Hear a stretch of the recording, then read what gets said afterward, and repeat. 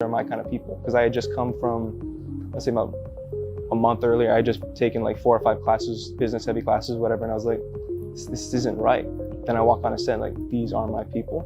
So I'm incredibly lucky to have that. But that day was rehearsal, and I had never done a rehearsal before. And for some reason, I decided to try to go 125% on my acting and rehearsal. There's people painting walls in the background, and I'm trying to act all dramatic, and everyone else is kind of just chill. And I'm like, what's going on? Why am I trying to do this? It feels weird. And I remember kind of crying a little bit on the way home, because I was like, was this all for nothing? Because all these people are fantastic and amazing, and yet it just didn't feel right when I was acting. And my thing was, yeah, I have to do my job.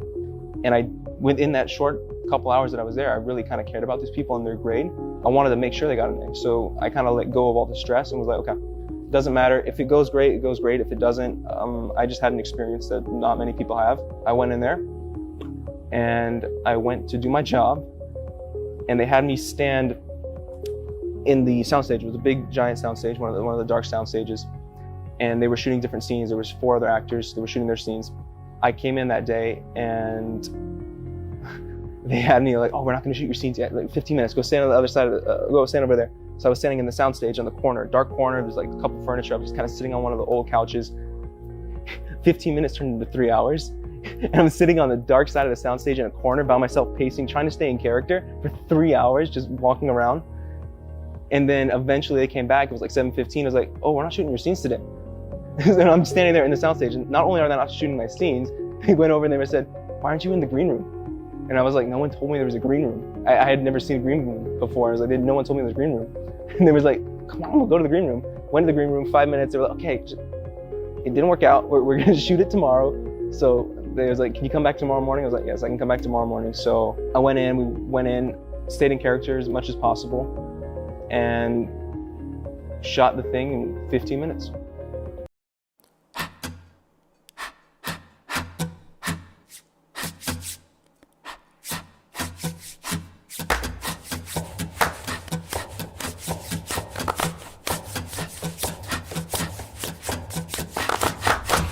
Musician. I don't need any music. I don't need you either! Shut up! Let me out. Let me out! Well, I'm involved in this movie, in this feature film, and it's called Love Trap. Super amazing film. Everybody involved is doing a wonderful job. From the director to the director/writers to the crew, everybody on the lovely crew, then to the cast. And just the entire setting in general, the environment is just so welcoming, and everybody is so diverse.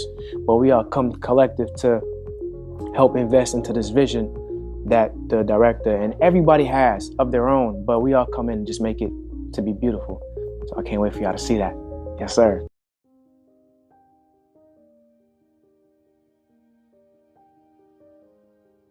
One of the stories that stick with me the most, really short, it's not gonna be a long story, is I cry every time I watch the end. And it's like not a funny story, but it's like, bro, you know what's gonna happen, and it gets me every single time. I know I mentioned it earlier, but it gets me every time, because not only am I proud of the movie, I'm proud that I was alive to make the movie. Like, I remember trying to harm myself, and I didn't want to die. I just didn't want to be alive. And I had to really look at the scale and stop putting myself in that situation where I would test to see when I know that I didn't want. So just being able to see the movie come to life, and for me to be alive to see it, for me to be alive to make it, I never thought I would be able to do that. And it's probably not like a story, but like, that's where those tears come from. The tears come from, I really survived, and so can you. You know, when you're in those moments and you're like, and the panic is like so real. It's like you think that feeling nothing is better than feeling everything all at once. And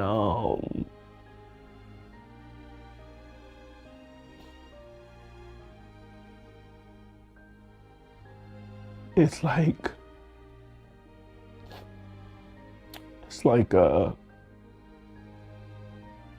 it's okay. You know what I'm saying? It's really okay to feel it, you know? And sometimes the feelings get overwhelming and you don't want to feel it. And it's like, it's okay to have grief.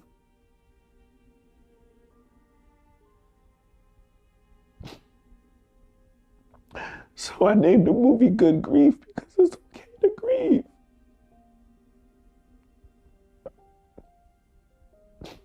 It's okay to hurt. It's okay to feel. It's okay to not be okay. Just having things to push you on to the next day, that's the secret. The secret is having techniques that can get you over to the next day. Because sometimes, like, that next day just really shows you that everything was going to be okay. And I'm just so grateful because everything, it was okay. And I thought it was the end. It felt like the end. It felt like nothing would feel better, but here I am. I want y'all to know it's gonna be okay. So yeah, just give me a second. So today's show, we try to have guests on every week, and so part of, aside from today, but on any given day, you know, I'm searching for artists to interview. I'm reaching out. I have artists that reach out to me as well, looking how they can be a part of the show. From there, it's, you know, promotion of their interview and all that legwork on top of my regular 9-to-5 grind. You know, I drive for a living, so I'm always out of town. I'm always going all the way up to Michigan, and in that whole day, really, it transpires into the whole week, really, because every from day to day, as I'm editing videos of these interviews, I'm posting them, again, corresponding with different artists from everywhere, making sure I get them to send their music first. And half the artists that I don't even know, I have to listen to their music first. If I don't really like it that much, then I have to say to myself, you know, is it worth me interviewing someone that I'm not really feeling their music, or is it just me that's not really feeling it? And sometimes I'll send it to Fuego, be like, here, check this out, tell me what you think. Or sometimes I'll say to myself, man, these guys got a ill following. Maybe it's just something I'm not up on yet, you know what I'm saying? So I have to just say, okay, I'm not rocking with it too much, but it is supportable, you know? And then from there, just try to connect everything. Today we had... It was cool for the most part. Let me see. I woke up this morning. Nah, I wouldn't say the morning. We woke up like 1 o'clock. It was like 1, 2 o'clock when we woke up, yeah. Lady said we had a long night though. You know, I got up, rolled up some good weed. You know, got blazed. Went in the car, got there and chilled out, listened to some beats. And then, you know, my homies got up. We all went back up to the hotel room. I told them we about to hit up the mall and stuff. Go cop some fit, shoes, normal shit. My name is Emmanuel Simms, and you're watching Rising Filmmakers.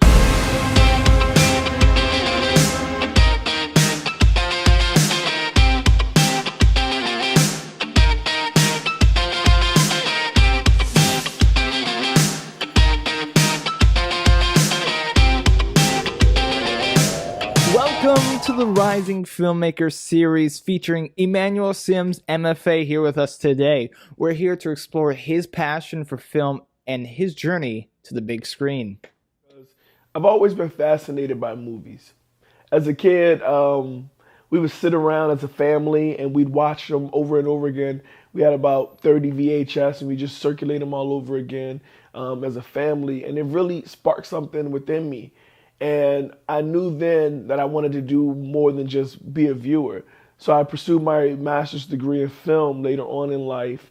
And I realized that that was the missing piece of the puzzle that I've been waiting for. And it allows me to create on a different aspect. Making movies is like, it's for me, it's high level problem solving.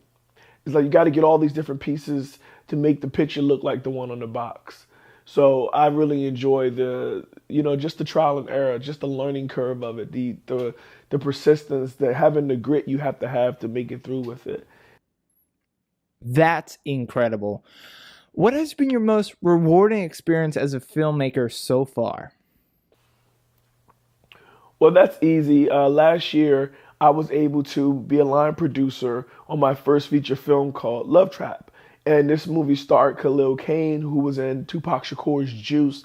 And it was super exciting for me because I'm like, oh my God. Like, I used to watch him on Girlfriends and like, I'm like getting him water, you know what I'm saying? And we had like these really deep conversations.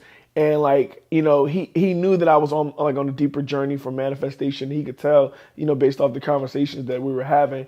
And I just went up and asked him, I'm like, yo, how do you tap in? And, you know, we got into it and he was like, letting go. When you let go, you're able to really be into your character. And I was like, yo, oh my God. Like, but I literally was like watching him on TV and now I'm line producing a movie with him in it. So I can't say it gets no better than that. You know what I mean? Why do you think it's so important to have diverse voices represented in the film industry?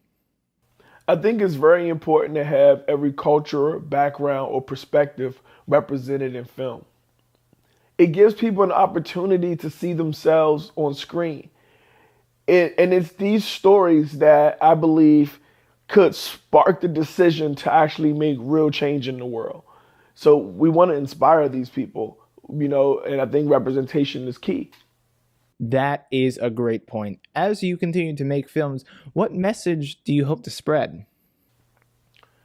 I want to inspire people with my films. I want to give them a sense of hope and optimism that if they really do try, that they can receive the outcome. I do believe that fear can come in so many different forms that we don't even notice that it's there. And in times, I want people to know that they can still make it even though they're afraid, even though they're not sure that the outcome's going to come out, but they still pursue it because everybody that's gotten past that next step knows that the further that you push, the more you find out you can do. So I just want to inspire people to do that. And hopefully we can spark a new generation of creatives. That sounds wonderful. Thank you. Finally, Mr. Emmanuel Simms, what would you say to any aspiring filmmakers out there, such as myself? I would say don't be afraid to take chances. Dive right into your goals. Some things will work out, some things won't, but you'll never know what you can do until you try. So just get creative. Don't worry about all the details right now. Just get started and just chase your dreams, and I believe in you. And I'm proud of you right now for even just getting closer to this step. You know, the fact that you're viewing me now, it says that you really want to further pursue your career and you're trying to get to another place in your life. And I just believe that you can get there. And I'm here to support you because you're no longer doing this alone. Welcome to the community. We'd like to thank Emmanuel for joining us because we are about out of time. It was an absolute pleasure having him here with us today. It was great to know more about him and his passion for film. We'll see you with the next rising filmmaker. Thanks for watching. And thank you guys for having me so much on your platform.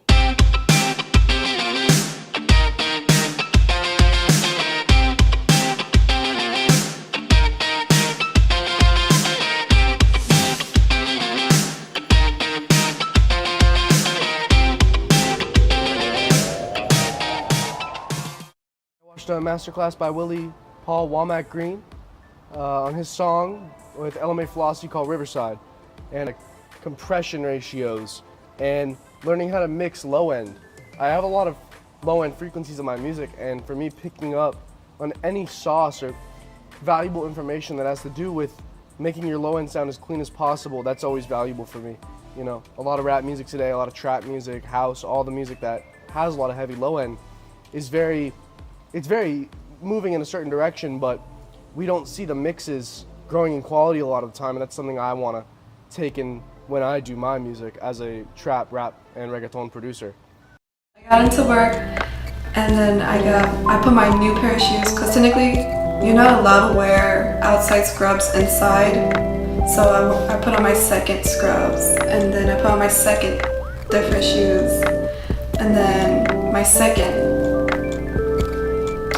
something to cover your hair. And then I went inside and I worked in Decontam today. It was so fun. One of my gloves broke and I had literally human fat and veins in my gloves. So it was like all over and it just spilled out of this instrument. And I was like, okay, that was really fun. So I ungown, I scrub everything with hot water, put on another PPE on, and then I had a lot of eye trays, a lot of heart trays, and I was by myself in Decontam because I'm always working solo, which was really fun. Hello and welcome. My name is Emmanuel Simms, and I'm thrilled to have you here, a part of our Lights, Camera, Action film program. First and foremost, I would like to express my sincere gratitude for you choosing this course to embark on your film journey.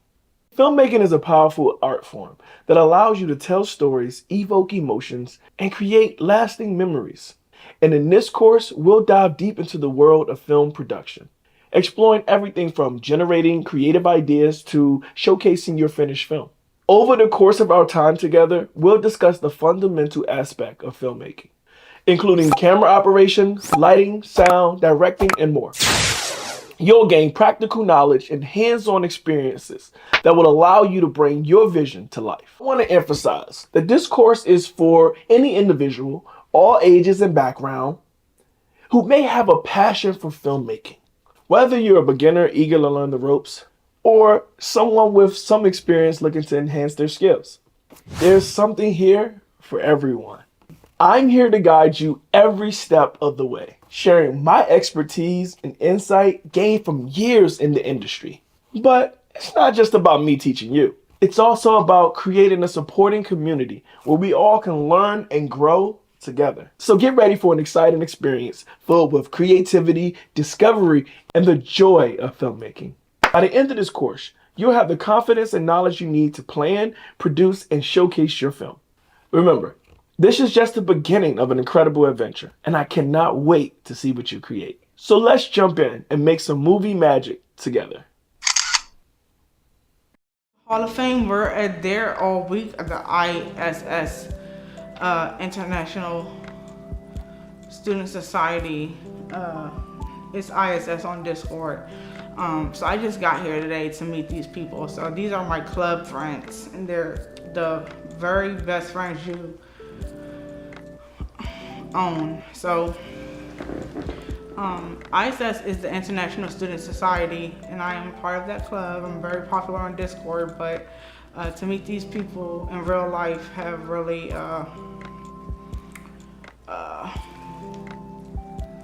brought me a marvelous distance. It's just like I'm a Rasta. I might grab some fish out the sea, but I'm a city boy, you know what I'm saying? I need Wi-Fi. You know what I mean? I'm an urban Rasta man. Urban, actually, people misconstrue the term and think that it means black. Urban means city. So, you know, if I'm an urban Rasta, I was born in Queens, New York. Jamaica, Queens, no doubt. But I am Jamaican, you know what I mean? Spent time in Jamaica and in Jamaica, Queens, funny enough, growing up. You have an idea, a brilliant concept for a movie that has been brewing in your mind. You can see it on the big screen, captivating audiences, leaving a lasting impact. But what now? How do you turn that idea of yours into a reality, bringing it into a full-fledged film?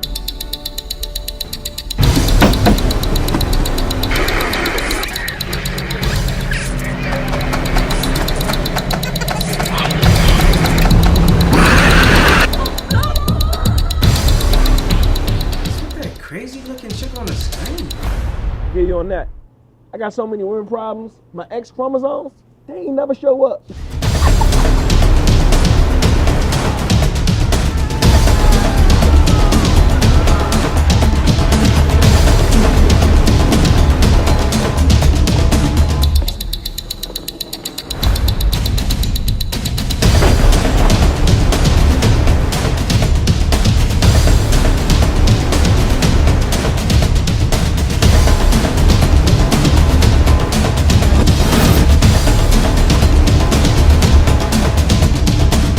That's where we come in. We're a team of experienced producers who specialize in turning your ideas into reality.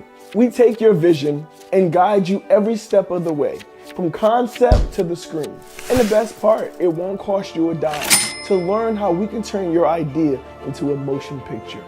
Schedule your consultation today with our team of expert producers. We'll listen to your ideas, provide guidance on the entire movie-making process, and discuss how we can bring your vision to life. So don't let your movie get stuck living in your head. Take action now and schedule your free consultation with our team. My name is Emmanuel Simms, and I'm here to help you bring your movie to life into the big screen.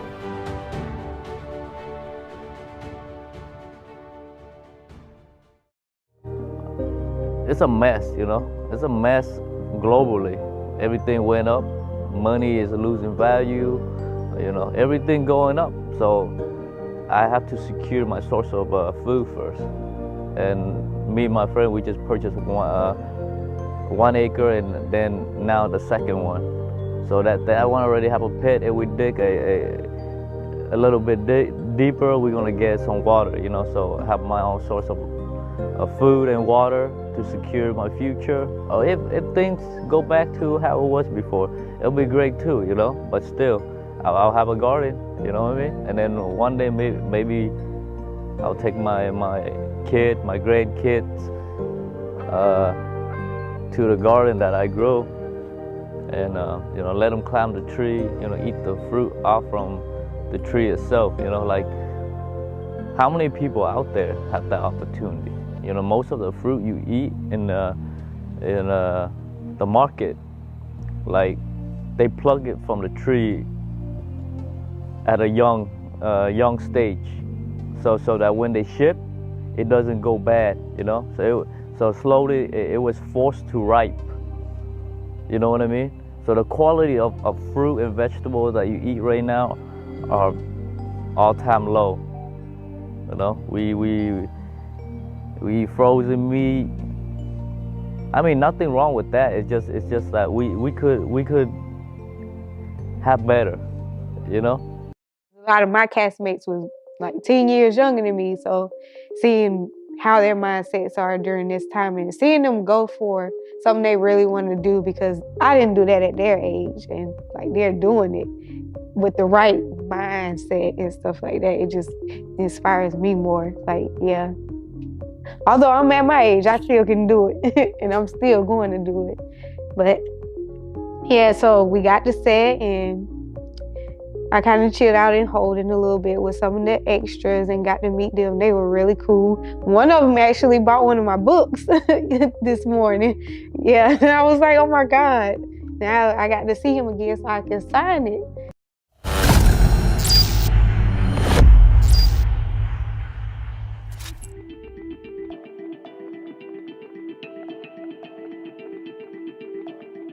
I feel as though, number one, my purpose is to be a mom. That's first things first. But to also just touch everyone around me. So since a kid, my mom has instilled to just help. My purpose in life is I just add towards kingdom building. So I make people happy. Like, so that being said, it just makes it easy. I get up every morning and do what I do, and you know, people are happy. You know, I don't really get complaints, and you know, people are happy. No, I've been a Christian all my life, and grew up knowing that only what you do for Christ will last.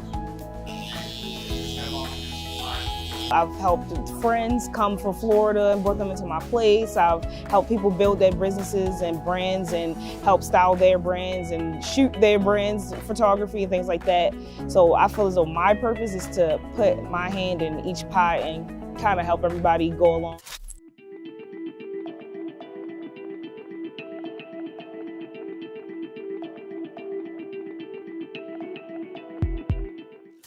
How did I discover it? It's more so, I'll say something that's always been in me.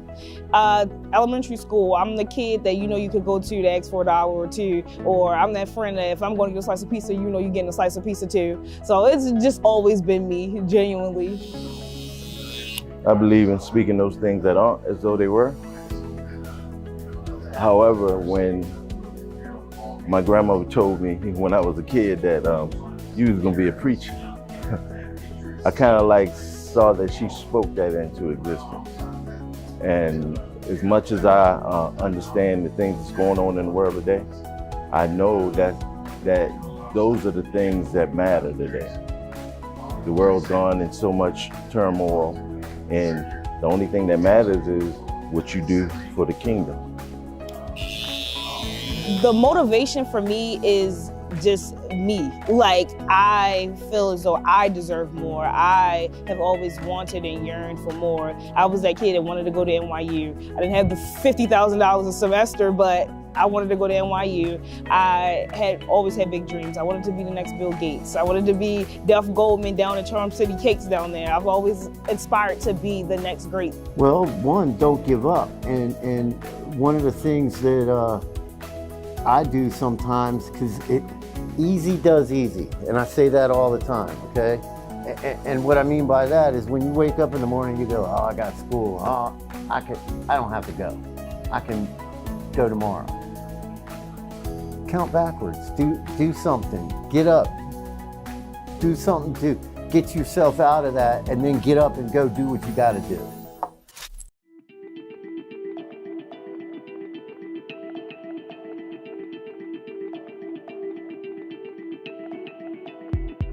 Absolutely.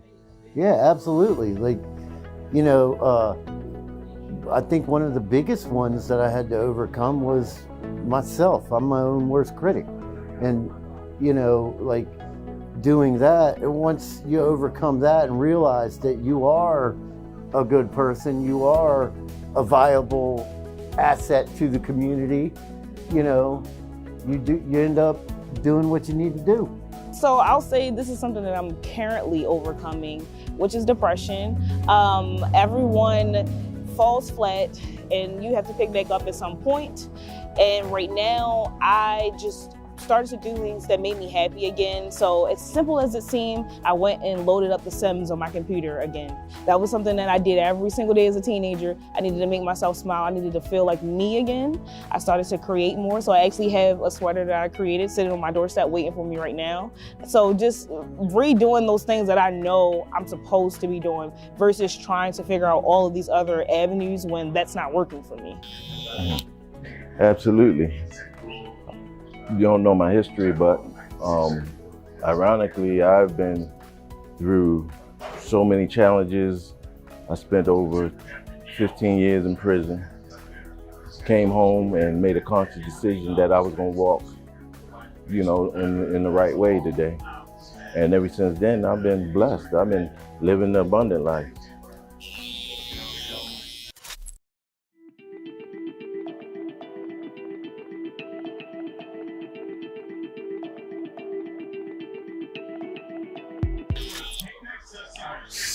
Stop settling for less, because you were created for so much more. Those things that easily beset us are the very things that keep us from moving forward. And while we're so oblivious to why we're here in the first place, chance happened to us all. But the reason that it happens to us all because we're not wise enough to know when misfortune will occur. So we're living a life and we're chasing dreams that's temporary.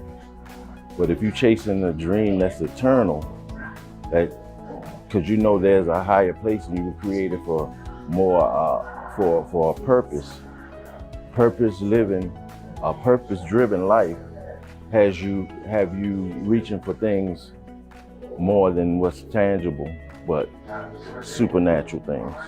We do what's required in the natural, but when we on a rise above circumstances and rise above things that easily beset us, we have to understand that we were created for so much more. And that's my mindset going forward. Regardless of where when I fall or when I get back up, because it's never about the fall, it's about the getting up. Because the just man falleth 7 times, but what makes him just is that he got sense enough to realize he can get back up and get back in line.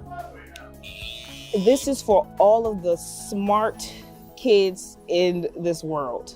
Just because you know it doesn't mean you don't have to do it.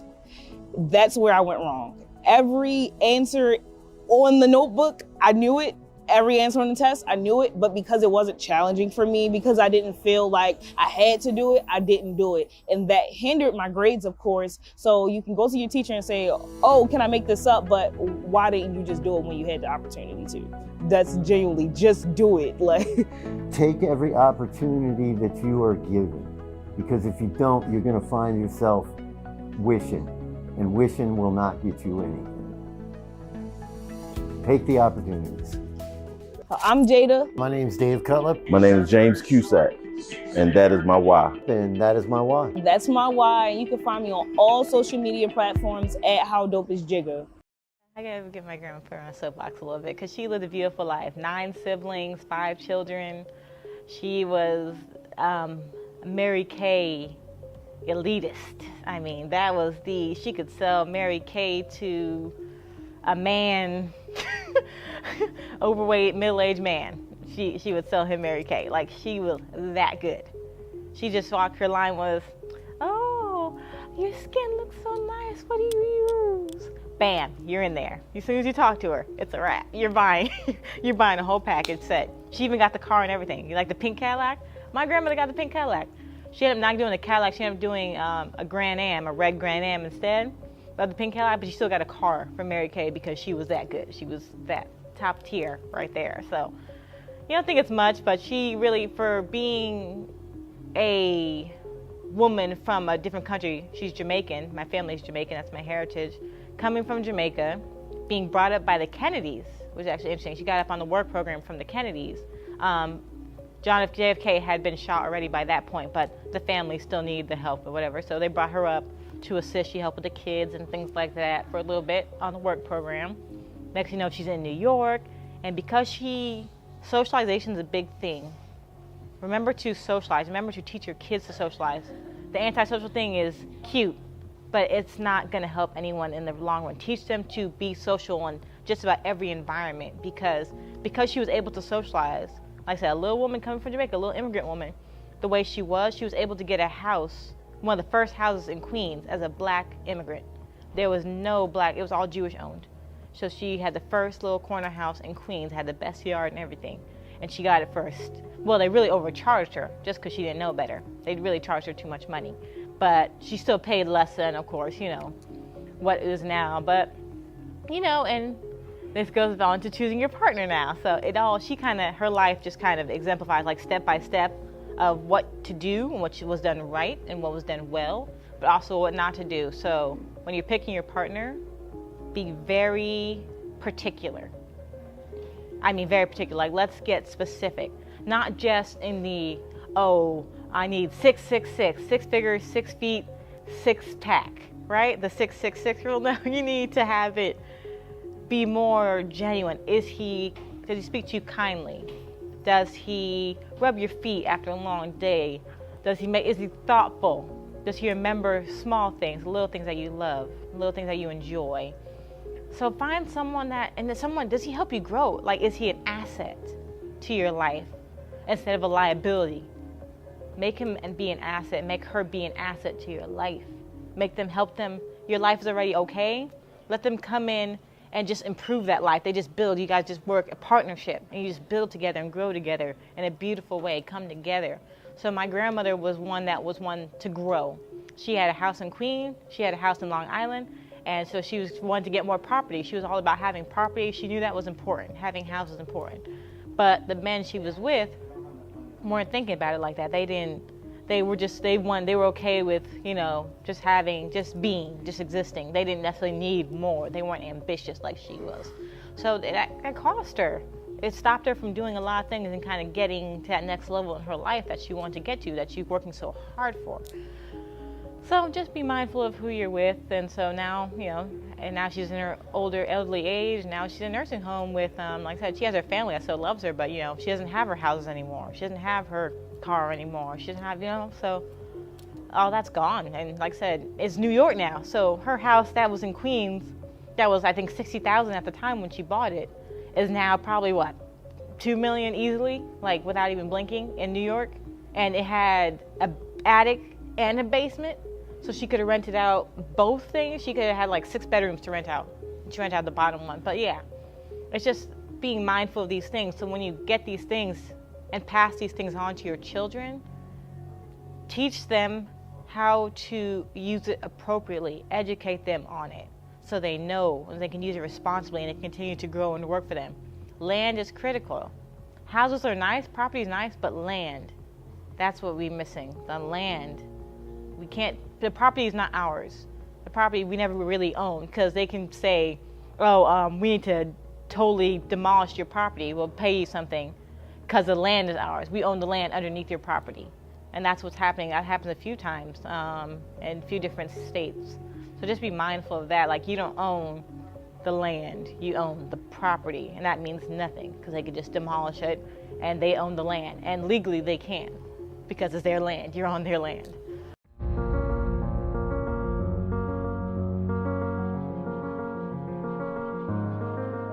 You have the white picket fence, palm trees slinging in the air, and clouds that are so close to the earth you can almost touch them.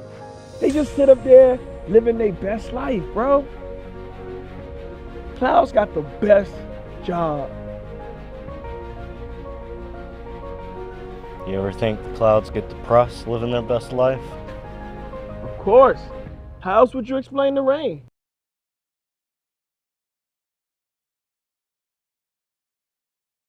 Well, congratulations, Tanisha. Thank you. This is an epic movement for not just teens, but women everywhere. Everywhere. First, we want to say welcome to That's Me Faith. Welcome to The Well.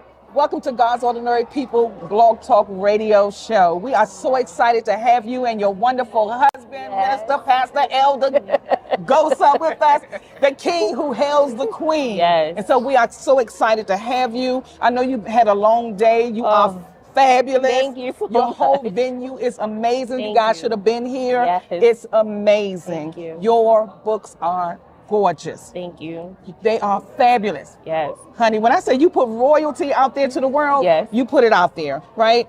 So tell us a little bit about yourself. Sure. I said keep everything down in 1 minute, but okay. Yes. Okay. So, yes, I am Tanisha Gosa, and I am definitely married to my college sweetheart, Pastor Ciandre Gosa. I am a social worker. I am a motivational speaker.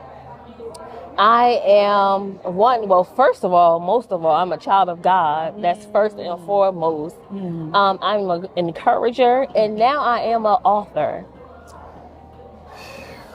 This lady, she got it going on, right? Okay, so your journals are geared towards teens. What was the motivation behind that? So actually, I have one geared towards teens, and the other is geared towards women as a whole in general. Okay. And so what motivated me was that when I was given my first journal at 12 years old, and so and I still have it. Down through the years, I've been journaling, getting my thoughts out there, writing the vision and making it plain, like the scripture says, and just putting down goals and aspirations. And I felt like now was the time, because of everything that we're experiencing in life as women, as people, you know, was a time for us to really sit down and be able to get out our thoughts, be able to really get out and write the vision and make it plain. And in working in the mental health capacity, journaling is like key. I encourage my clients all the time to journal because you're able to get out whatever you have in, you got to get it out somehow, some way. So why not put it down on paper? Well, there goes 2 questions on the list. Okay, so you've gotten here. Yes. What's next? Oh, what's next? This is big. Yes. This is epic. This is a movement. Yes. And what better time to do it when we're celebrating women? Yes, exactly. What's next for you, Tanisha? So I don't even know all that God has in store and what's next. I do want to get out and get into the community. I do want to get into the schools. And I do want to get into different women's groups to spread these journals. I don't know, a tour might be next. See, that's what I'm talking about. A whole tour. This is amazing. Yes. Can you imagine TD Jakes, Sarah Jakes now, giving you a call and saying, I've seen your journals. Wow. We want you to come. What's your response? When? I'm coming. I'm coming because I'm at a point in a season in my life where I'm just stepping out. I'm like Abraham. I'm just stepping out. I don't know where. I don't know how. Even the fact of being here in Delaware, how I got here was an Abraham experience because I didn't know anybody here. I didn't have, you know, any family here or anything. So I came out here for school by myself, and look what I've gained in the last 16 years. So I'm just remember what he did for me when I left from Jersey to come here. I'm remembering that even as I go forward in this next journey in my life. 2 inspirations. Who were 2 inspirations in your life? 2 inspirations. One is definitely my husband. My husband, hands down, you know, we're young. You're a young couple, and my husband has been there for me. Whatever it is that I envision or want to do, he is wholeheartedly there for me, encouraging me, pushing me. He always tells me, if God is in it, then go forth and be great. My God. And then the other inspiration is on yesterday, we funeralized our great grandmother, my husband's great grandmother and my great grandmother-in-law. And so in honor of her, she is my inspiration because she raised 8 kids by herself and was a trooper even throughout her illness and her sickness. So she's another inspiration. And I actually gave her she's on the front of my journal. And I gave it to her 2 weeks before she passed away. Wow. And so we had her actual journal set up here at the book signing today. How long did it take this journey to get started and really get out there? I had the vision back in, I would say like 2018, maybe. And so I, thought about it, put it down, thought about it, put it down. And so it really took off, I would say, last year. So it took me about a year to really say, okay, this is what we're going to do. This is how I'm going to do it. This is what God has given me to birth. Yes.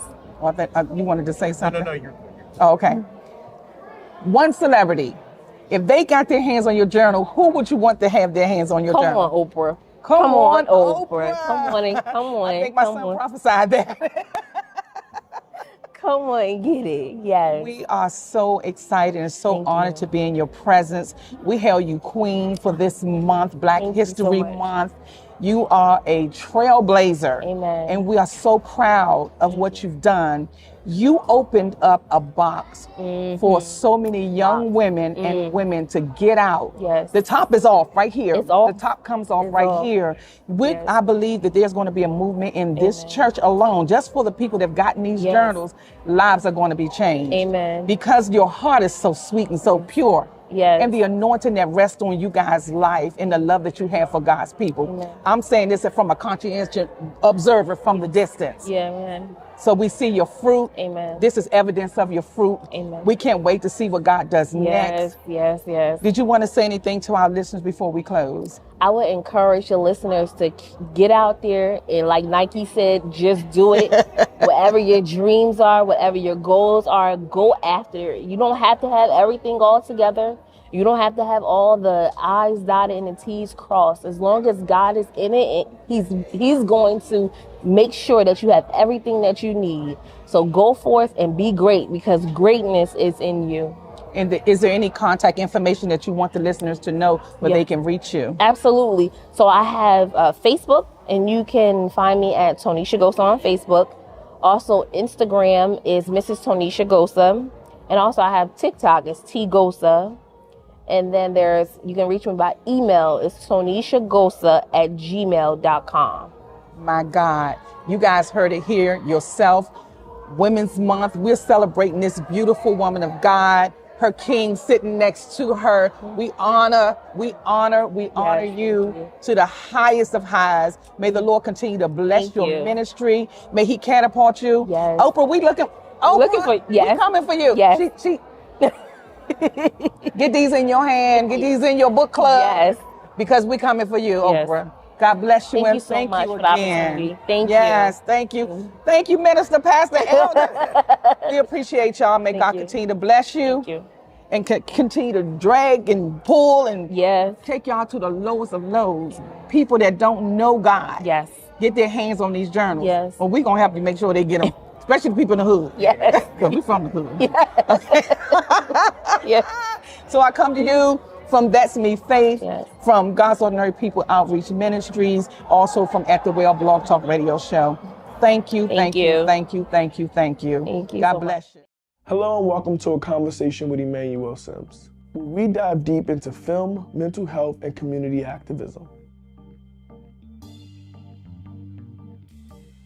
I am Emmanuel Simms. I am a director, a producer, and the founder of In Vivo Exposure, a production company that focuses on mental health in Black and Indigenous communities through film and television.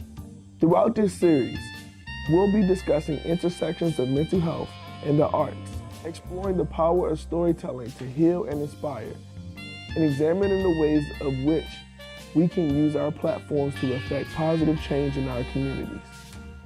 As a mental health advocate and a creative, I believe that we all have the power to change the world around us. Through my work through film and television, I plan to shed light on the issues that we have in our communities and hope to inspire social justice and equality for all. So join me on this journey as we explore the power of storytelling to transform lives and make a difference in the world. Together, we can create a brighter and more inclusive future for us all.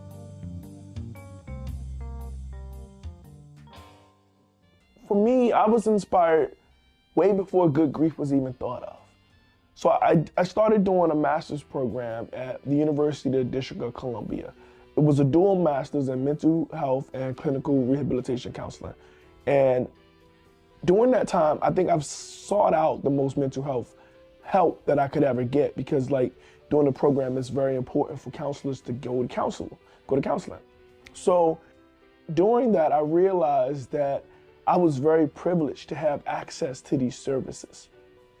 I realized that not everybody's gonna go to counseling. Not everybody's gonna, seek services. And when they do, sometimes it's already really, really bad, or to the point where, medication and things like that can come into effect. And what I realized, it's just like a tooth, a rotten tooth. If you leave it too long, it can shut down your nerve systems. It can ruin your brain. It can do all types of different things like that. So it's the same with mental health. And I realized that if we were to treat things a lot sooner in our community by at least educating and teaching little techniques to us, to our people, that we will be able to actually prevent a lot of the extreme cases.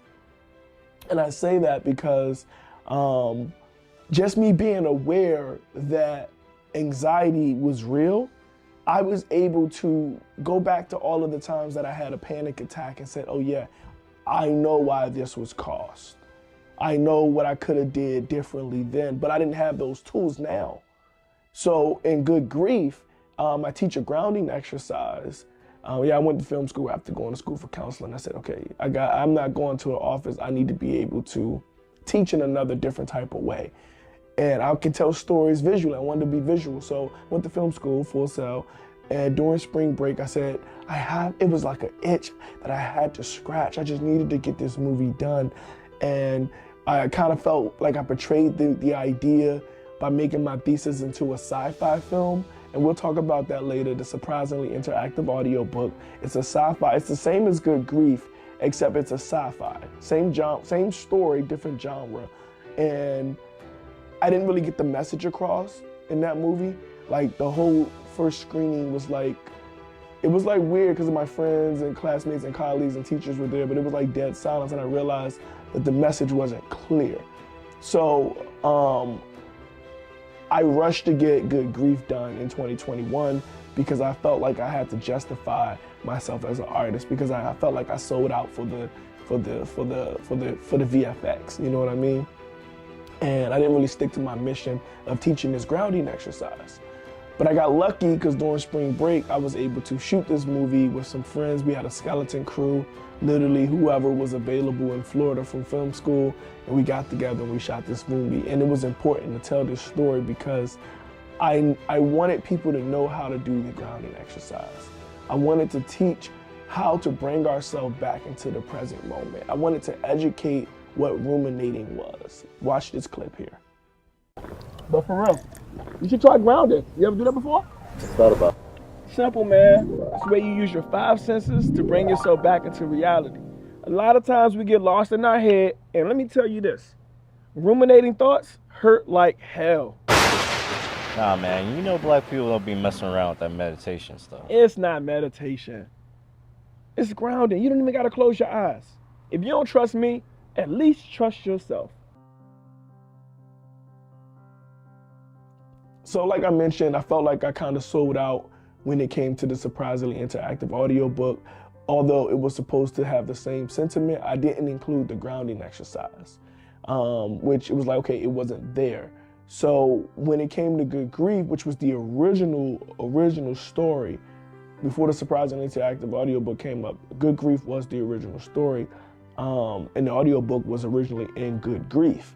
So in the original story, Omri would come home and he would be depressed, and he would throw his bag on the table, which would alert the audiobook. When the audiobook was to come on, then Demi would show up, which was the character that I played in the original. And once he showed up, he would guide him by just being there. Now, in this new remaster,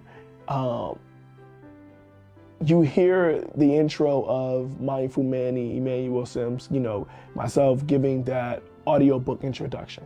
You're listening to the audiobook, find yourself in a comfortable position. And in the first movie, we didn't kind of give that. It just showed him going through the ups and downs, the trauma of not having quality health insurance, which was giving him people who didn't really care or just looked at him as a number, rather than trying to, you know, be empathetic. They're like, hey, you know, we'll get some more out the cage next week. And he's like, you know, just he's already going through it, and it's like the people that's supposed to be helping him aren't helping. So it's like, I'm at the end, you know what I mean? And this is the true story based off my life. I was listening to audiobooks that saved my life. Shout out to Audible, let's do something. Because I was listening to audiobooks, and that's what was helping me dig my mind out of the rut. That on top of all the mental health learnings that I had, you know, 63 credits in a master's program, that I lost my mind at the end. I was seeking services. So when I say getting back into myself, getting back into my life, finding myself again, I really got to express how powerful the audiobooks was, but I kind of brought that vision back to life. That's what I wanted. It's crazy how it worked out, because I have an Audible with my different books that are available on Amazon under Emmanuel Simms. You can get audio books there. But I also have a mindful meditation that you can listen to on Spotify and iTunes. Yeah, just look up Mindful Manny's Mindful Meditation, and you can find that on Audible and Spotify. I'll put a link right here. So I use a little bit of that as, you know, sync my own stuff, of course. And I have the audio book there. And there's this one part at the end of the movie, like, and I know it's my movie, but it gets me every time. I get to crying, I get the tears, because I can relate, right? I can relate to being, I can relate to Omri. And it was that moment when I knew I was enough, that I knew everything was gonna be okay. And I just wanted to tell a story that just showed how a man on the edge can overcome, you know, even if he just used the tools that he has. And also, like I said, in the movie, I'm giving out the tools of grounding. So that's still there, but I really just wanted to add that audiobook piece, that missing piece that I felt real guilty for not putting it in there.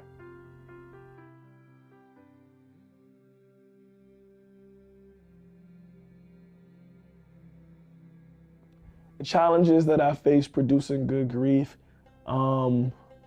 besides the financial situation, of course, one of my friends from Florida gave me $300 and rented me an Airbnb. Besides all the students that were in film school at the time were on spring break, I had about 7, 8 amazing people come and help me bring the movie to life. My roommate played as Omri, I'm sorry, John Blanks. We're roommates, and he lived across the hall. We fought daily sometimes, but we worked it out, and you know, we became friends, and we not like fought like physical, we roommate battle, like, you know, wash the dishes, like stuff like that. But you know, he helped me bring my vision to life, and it meant so much to me. Taylor, she helped me just get organized. It was just having my friends there made the lack thereof better. Connor McDaniel was my first AD, Tiffany, Juliet, Maisha, I really appreciated her. She was so supportive. Like, just having a team bring the dream together, like, no matter what the hurdles were, I wanted to rush it to have it ready for a premiere at the Enzium, and it didn't even get screened. So I did I was like, I have impulse issues sometimes, and I'm working on it, but it's like I want to get things done when I want to get them done. And sometimes it's like, slow down and like take your time, and you can provide quality. And that's what I wanted to do with this director's cut. I wanted to really not just settle for completion, but get my complete vision across. So yes, in Vivo Exposure, we're focused on helping artists heal, helping the community heal by teaching them to critically think. That's our mission. We want to assist our community heal by teaching them how to critically think, by educating them on giving them these tools, basically breaking down mental health into conversational pieces so that everybody can benefit from it. So we create social media content in the form of TikToks, dance videos that are uplifting and motivating, and just inspiring people to be themselves and go all out and be them. We have a Triggered series that we're working on and we're raising money for. So if you're interested in becoming an executive producer, we have, and it's just for this year. Next year, the price is going to multiply by 10, but you can get in now at $1,000 as an executive producer. Make that donation as soon as you can. Link in bio. You can make a $500 donation for associate producer. You can make a $250 donation for assistant producer. And if you're not ready to make those big donations yet, you can become a special thanks donor, and that's $50. So what we're doing is we're raising monies to shoot these projects. We have a lot of the equipment already, so it's not gonna like cost us too much to get things done. And we have a very, very creative producer, myself. And yes, I know how to budget well. I don't budget to make money. I budget to put money in the film. And I know you're like, well, why is the movie gonna miss? My mission is to assist my community heal by teaching them to critically think. So if you can get with the mission and you can get with what I'm trying to do, let's work together. Let's help me help the community. I just know simple as that. Like, some projects will make money, but majority of them is just educational content so that we can heal our community. And I think it's well needed, and I need your help because I can't do it without you.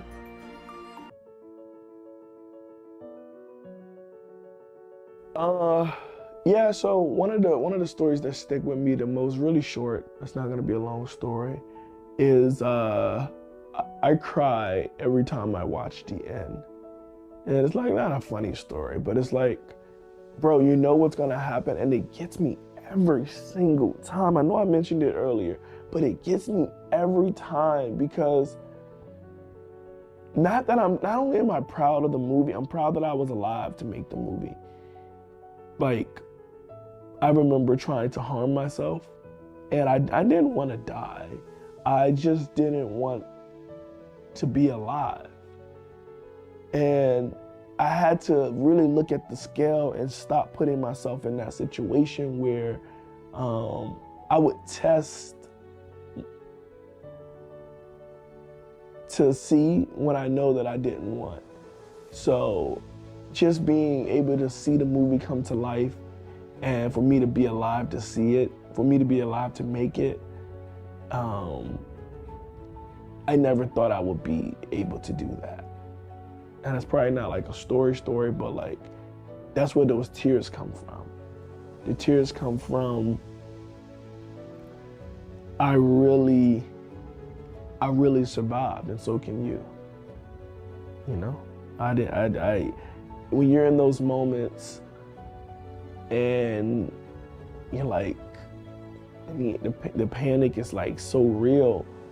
It's like you think that feeling nothing is better than feeling everything all at once. And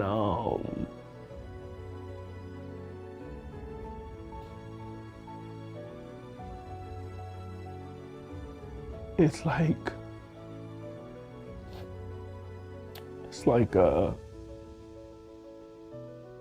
it's okay. You know what I'm saying? It's really okay to feel it, you know? And sometimes the feelings get overwhelming and you don't want to feel it. And it's like, it's okay to have grief.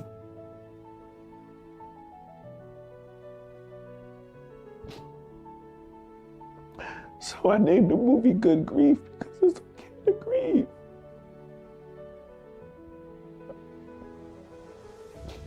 It's okay to hurt. It's okay to feel. It's okay to not be okay. Just having things to push you on to the next day, that's the secret. The secret is having techniques that can get you over to the next day, because sometimes like that next day just really shows you that everything was going to be okay. And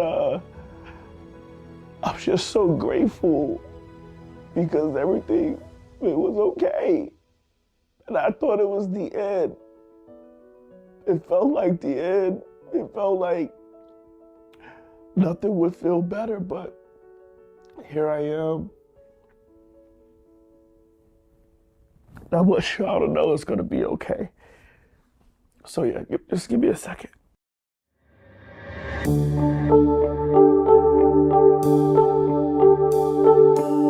That's a way to bring it back. Okay, good shift. Whoever's producing this is doing a really good job. I'd have to say that when I got to live in China, I really learned about innovation. When there's limits, there's innovation. And I think that's very powerful because in the film, there's always limits, but then, right, there's innovation, right? So when I was in China, I learned that there was a limit on cars. So one of the innovative things that I noticed that people would put motors on their shopping carts so that they can still get around and things like that.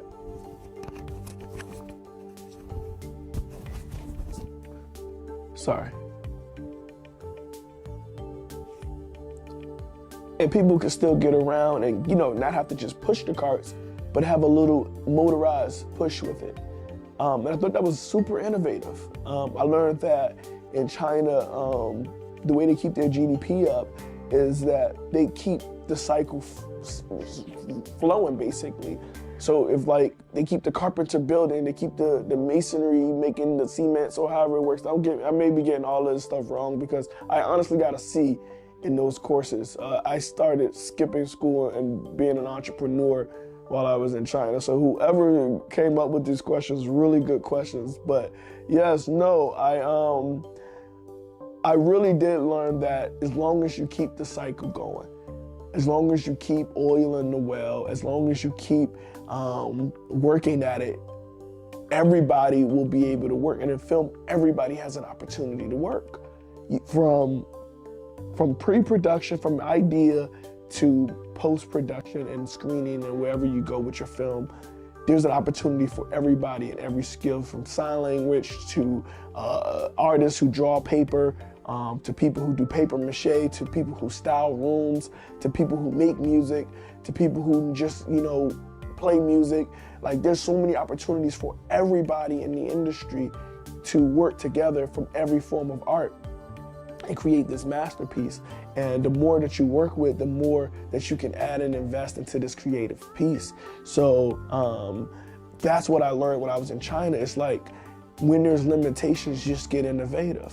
When there's limitations, make innovations. I'm trying to make something round, but whatever. But it's like just keep working, keep redoing, keep the cycle going. And when there's limitations, have innovations. And that's how my Chinese history and economics play into my film and directing, because I'm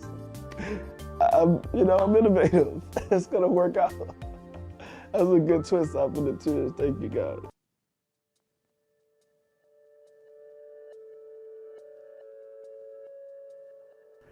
There's a couple of trigger warnings, right? There's the whole Hinton Daily. There's dark humor. I wouldn't say that it appeals to a wide audience. Totally niche. People who've been through stuff. Some people find humor in healing. One of their techniques in counseling is humor. It's not like a technique, but it's like a skill that you can add in the session to make the session go well. It's like you don't got beating a stick up the butt. You can actually laugh and joke with your clients, and y'all can build rapport and help them get through what they're going through. So there's a lot of dark humor. There's a lot of edgy humor. I wouldn't say that I made it relatable to all audiences, but if you've ever been through something and you've ever been on that edge, I made it for you. And it's gonna be okay. And I love you. So when I first released it, I did get a lot of good feedback. Now there was a lot of, from my film students and film people, there was a lot of, hey man, you could've did this a little bit better. I'm like, yeah, it's a good movie, yeah, it could be done better, but how do I make it better? And I needed money. So thank you guys to all my donors. First of all, I want to say thank you to all my executive producers. Thank you to all my associate producers. Thank you to all my assistant producers. Thank you to all my special thanks guys. Thank you guys for sending me cash apps, Zelle, demos. Thank you everybody who donated to this slate through GoFundMe or bought popcorn. Whatever you guys have done, thank you, thank you, thank you, thank you. Because I am not one of these people who are taking your money and putting it elsewhere. I am putting it straight into the films. And it means a lot to me to have your support, because now I can take the films to the level that I really wanted to take them. I don't have to settle with what I could do on my own. I'm a father, I have children, and it's hard. And I appreciate you guys for making it less hard. I'm doing the Bowfinger approach, $21.84, about $2,000 in each movie.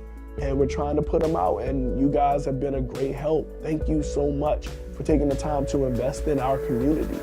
We really appreciate it. And to the Dripster community who are on our text blast, I love you guys so much.